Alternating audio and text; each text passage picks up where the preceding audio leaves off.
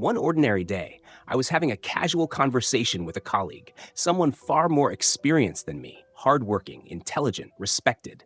We were talking about income and financial planning when he casually said, "I barely have $100 left in my account." That line stopped me cold because I thought the same thing about myself, except I was just starting my career, earning far less than him. How could our bank balances be the same despite such a drastic difference in income? Where was all the money going? Would nothing change, even after years of effort, promotions, and pay raises? That moment didn't just shock me, it planted a fear.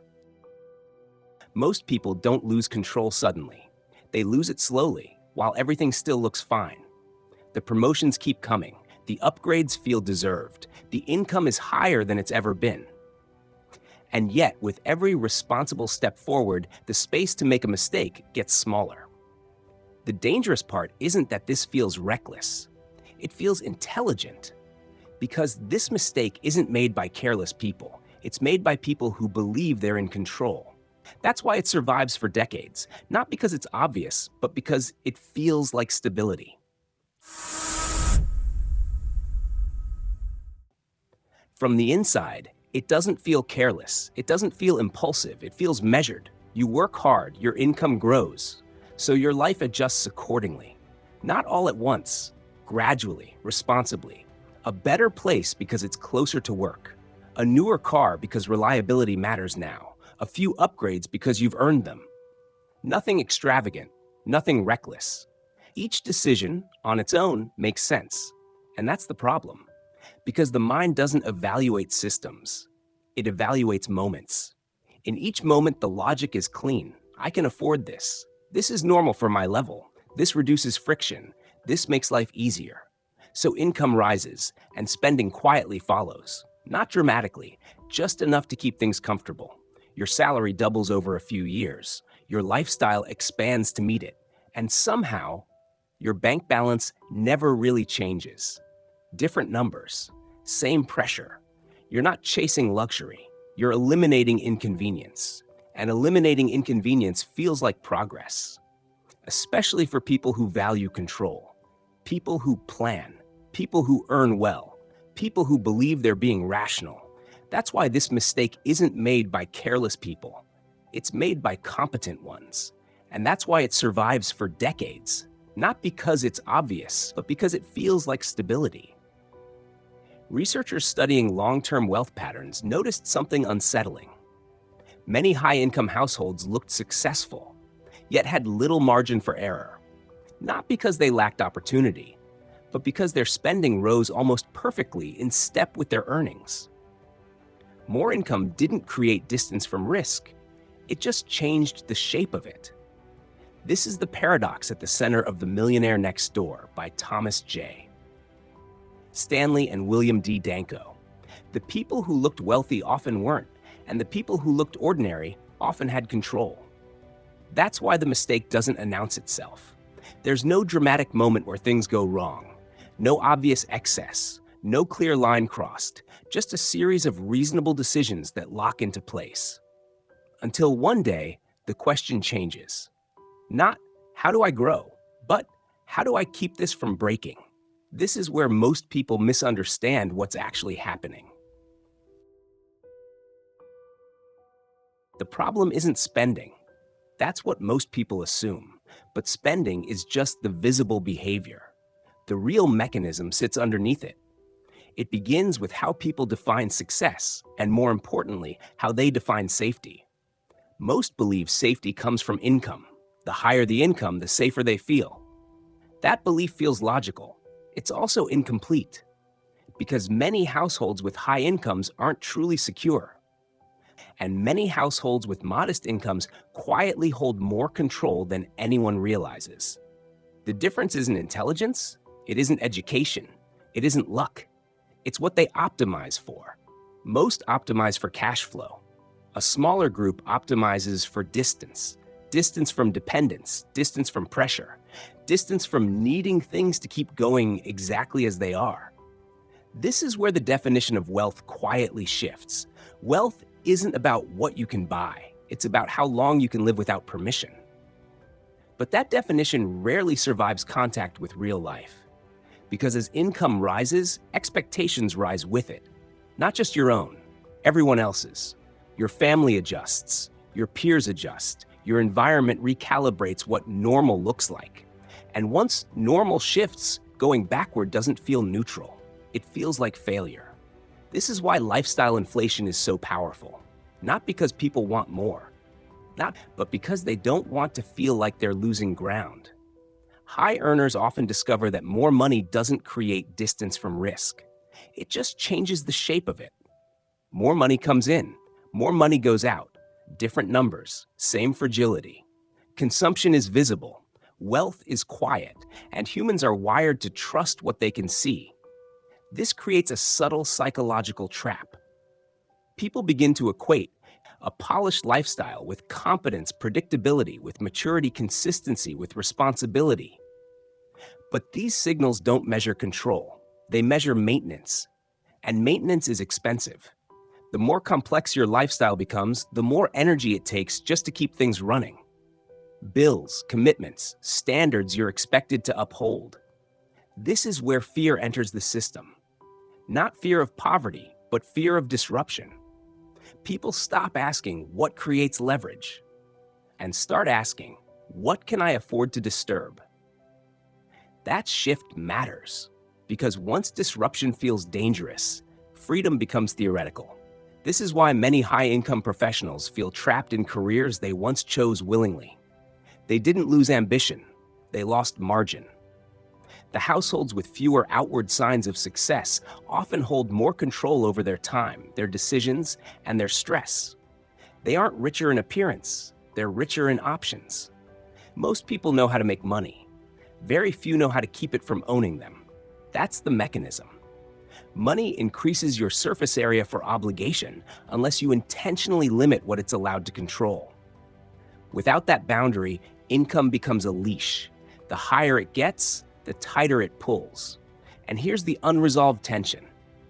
If the visible signals of success don't measure control, then what does? If income isn't safety, if consumption isn't proof, if stability isn't freedom, then what patterns actually separate those who quietly accumulate wealth from those who only look secure? That's what we'll uncover next. If the visible signals of success don't measure control, then what does? The answer isn't glamorous. It's a set of patterns so ordinary most people overlook them. Patterns that explain why some households quietly accumulate wealth while others spend decades protecting a lifestyle that owns them. Let's look at them one by one. 1. Living below your means. Real wealth isn't built by expanding. It's built by resisting expansion. Many of the truly wealthy live in modest neighborhoods, often in the same house for decades. Not because they couldn't afford more, but because every upgrade carries a hidden cost. The cost isn't just money, it's the pressure to maintain. Imagine two households. One upgrades every 5 years, chasing better. The other stays put, quietly paying off their mortgage. 10 years later, one has equity and freedom. The other has debt and obligation. From the outside, they look similar. From the inside, they're worlds apart. 2. Frugality in everyday choices. Wealthy households often look ordinary. Used cars in the driveway, non-designer clothes in the closet. They don't avoid luxury because they dislike it. They avoid it because they know what it demands in return: attention, upkeep, and the erosion of margin. A new car isn't just a purchase, it's insurance, servicing, depreciation, and the silent pressure to replace it again. Frugality isn't denial. It's refusal to let consumption dictate the pace of your life. Number 3, long-term investing. Control isn't built by chasing quick wins. It's built by holding positions for years. Many quietly wealthy households invest consistently, often 20% or more of their income, and they hold those investments long enough for compounding to do the heavy lifting. They aren't trying to time the market. They're trying to escape dependence. The difference between a trader and a builder is the difference between noise and patience. And patience is what turns ordinary incomes into extraordinary margins. 4. Budgeting. Even households with millions track their expenses, not because they need to, but because they became wealthy that way, and they stay wealthy the same way. Budgeting isn't scarcity, it's clarity. It's the mirror that shows when life is quietly getting expensive. Without it, creep becomes normal, and normal becomes permanent. 5. The Go to Hell Fund.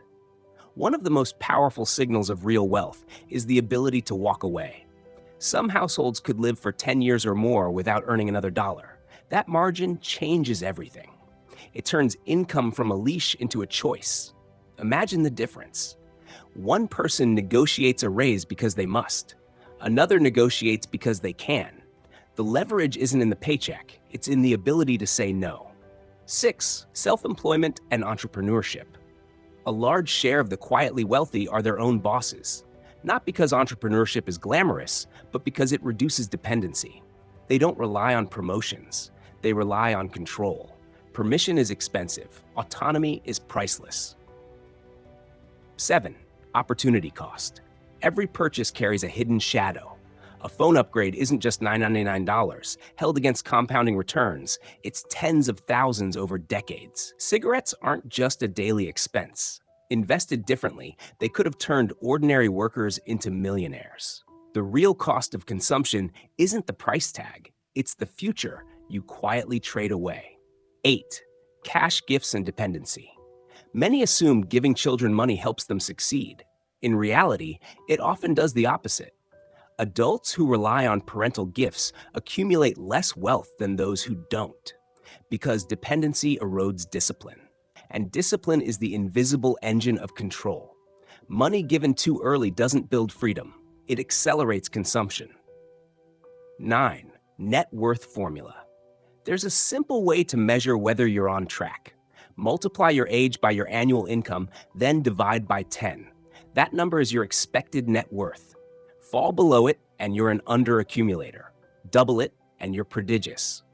10 times it, and you've reached a level few ever touch. The formula isn't perfect, but it forces a question. Are you building distance or just maintaining appearances? These patterns don't look extraordinary. They look ordinary. That's why most people miss them. But together, they explain why some households quietly accumulate wealth while others spend decades trapped in fragile stability. And this leads us to the next layer of discomfort, the long-term cost of ignoring these patterns. Because the mistake doesn't just leak money, it erodes careers. It corrodes status. It undermines self-trust. The mistake doesn't punish you immediately. It rewards you with comfort, predictability, and social confirmation. But over time, the cost compounds. First, money. Opportunity cost is invisible until decades pass. That phone upgrade, that car lease, that bigger house, each one looks small in isolation. But compounding doesn't forgive. What could have grown into 6 figures quietly dissolves into consumption, and the bank balance never reflects the income. Different numbers, same pressure. Second, career. The more your lifestyle requires, the less freedom you have to choose. Promotions stop being optional. Negotiation stops being bold. You don't ask what's the best move. You ask what keeps this intact. That's how ambition turns into dependence. Not because you lost drive, but because you lost margin.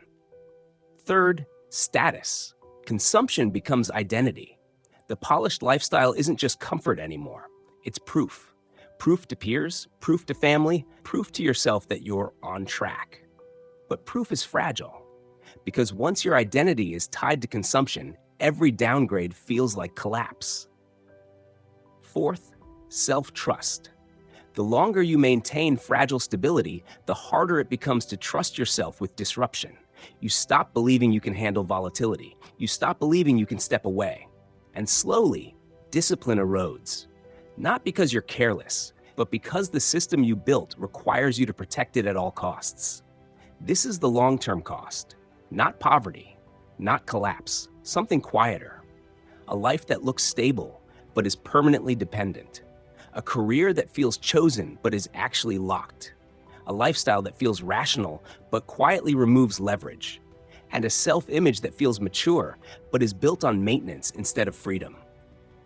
That's the real danger. Not that the system breaks suddenly, but that it never lets you leave. The trap survives because it feels intelligent. But there's a small group of people who interpret the same signals differently. They don't avoid spending because they're better or more disciplined. They avoid it because they measure cost in a way most people never consider. For them, money isn't proof. It isn't reward. It isn't even comfort. Money is margin. Every dollar saved is distance. Distance from dependence. Distance from pressure. Distance from needing the future to cooperate. That's why their choices look ordinary. Modest homes, used cars, quiet habits. From the outside, it looks like restraint. From the inside, it feels like insulation. They aren't trying to maximize pleasure. They're trying to minimize permission. Because once income becomes optional, fear loses its leverage. This is why frugality isn't sacrifice. It's strategic indifference. Indifference to status. Indifference to appearances, indifference to the pressure of normal. And that indifference is what keeps options open. The difference between those who quietly accumulate wealth and those who only appear secure isn't how much they earn. It's how much distance they build. Wealth isn't the size of your income. Wealth is the size of your margin. And once you see that clearly, the illusion of stability stops being enough. Stability feels safe, but when you look closely, you see how often it's built on dependence. The real difference isn't who earns more or who spends less. It's who builds margin. Because margin is freedom. Margin is leverage. Margin is the quiet ability to walk away. And once you see wealth as margin, the illusion of stability stops being enough. That's the lens this channel is built on. Not motivation, not hype, clarity. Clarity that forces you to ask harder questions. What does my lifestyle quietly force me to protect? What would break if my income paused? And how much distance have I really built between myself and dependence? Listening is good, but action is better. As we wrap up, here are the 3 most actionable ideas. 1. Live below your means. Permanently real wealth isn't built by expanding. It's built by resisting expansion. Keep lifestyle costs low, even as income rises. Every upgrade carries hidden pressure. Margin grows only when you refuse to let spending chase earnings. 2. Build your go-to hell fund. The strongest signal of wealth is the ability to walk away. Start building reserves that let you live months, even years without income. This isn't just savings, it's leverage. It turns income from a leash into a choice. 3. Track what you spend with clarity. Even millionaires budget, not because they have to, but because clarity protects them from silent lifestyle creep. Tracking isn't restriction, it's feedback. It shows when normal is quietly becoming expensive. Which of these ideas resonates most with you? Share it below. I'd love to hear. And don't forget to like and subscribe. Next up, we'll explore the art of making money stay with you, or explore how mind controls money, because earning more isn't enough. Keeping it, protecting it, and making it serve your freedom, that's the real game. Choose your next step. See you in the next video.